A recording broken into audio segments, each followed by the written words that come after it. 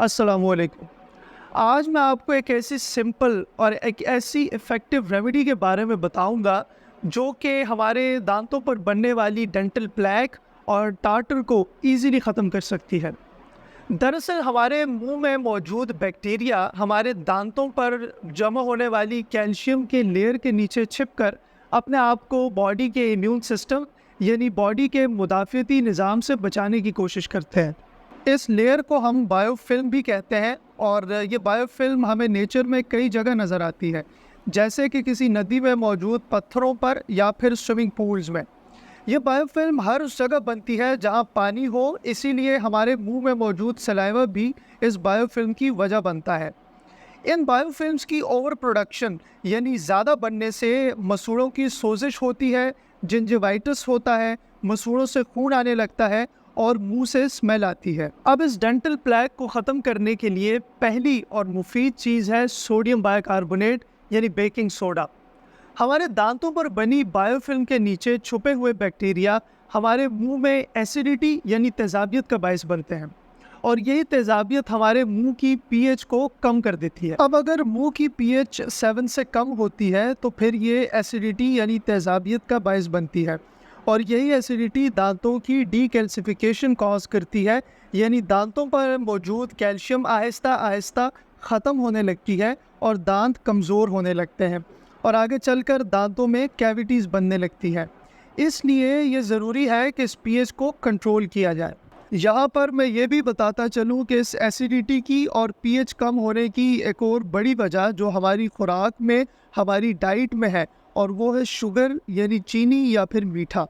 अगर आप शुगर बहुत ज़्यादा खा रहे हैं, मीठी चीज़ें ज़्यादा हैं आपकी डाइट में, या फिर आप डायबिटिक हैं, तो फिर आप मुंह में छुपे हुए इन जरासीम को उनका पसंदीदा खाना दे रहे हैं।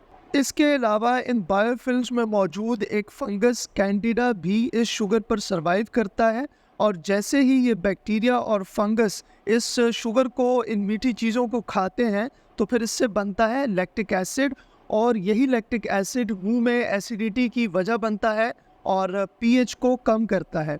क्योंकि पीएच जितनी कम होगी, एसिडिटी, तेज़ाबियत उतनी ज़्यादा होगी और बैक्टीरिया के लिए एक अच्छा माहौल बन जाएगा और दांतों की डीकैल्सिफिकेशन शुरू हो जाएगी।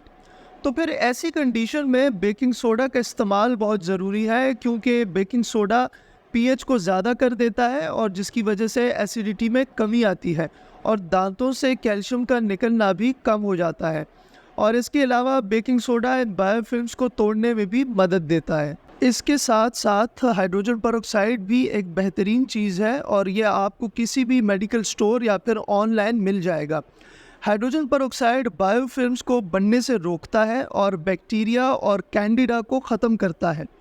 अब इन प्रोडक्ट्स की सबसे अच्छी बात यह है कि ये ऑलरेडी हमारी बॉडी में मौजूद होते हैं, इसलिए अगर हम इन्हें बाहर से भी दें तो इसके आम तौर पर कोई ख़ास साइड इफ़ेक्ट्स नहीं होते, क्योंकि हम पहले से मौजूद कंपाउंड्स को थोड़ी ज़्यादा मिकदार में दे रहे हैं। रेमेडी को बनाने के लिए आधे कप पानी में 1/4 टीस्पून बेकिंग सोडा और 1/4 टीस्पून 3% हाइड्रोजन पेरोक्साइड अच्छी तरह से मिला लें और रोज़ाना दांत ब्रश करने के बाद 30 सेकंड के लिए मुंह में रखें और फिर इसे थूक दें।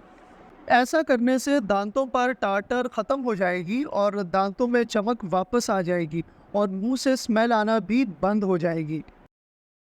यहाँ मैं आपको ये बात बताता चलूँ कि इन इंग्रेडिएंट्स के, इन चीज़ों के आम तौर पर कोई साइड इफ़ेक्ट्स नहीं होते, क्योंकि ये कंपाउंड्स पहले से ही हमारी बॉडी में मौजूद होते हैं और इस रेमेडी में हम इन कंपाउंड्स को ही थोड़ी ज़्यादा मिकदार में इस्तेमाल कर रहे हैं।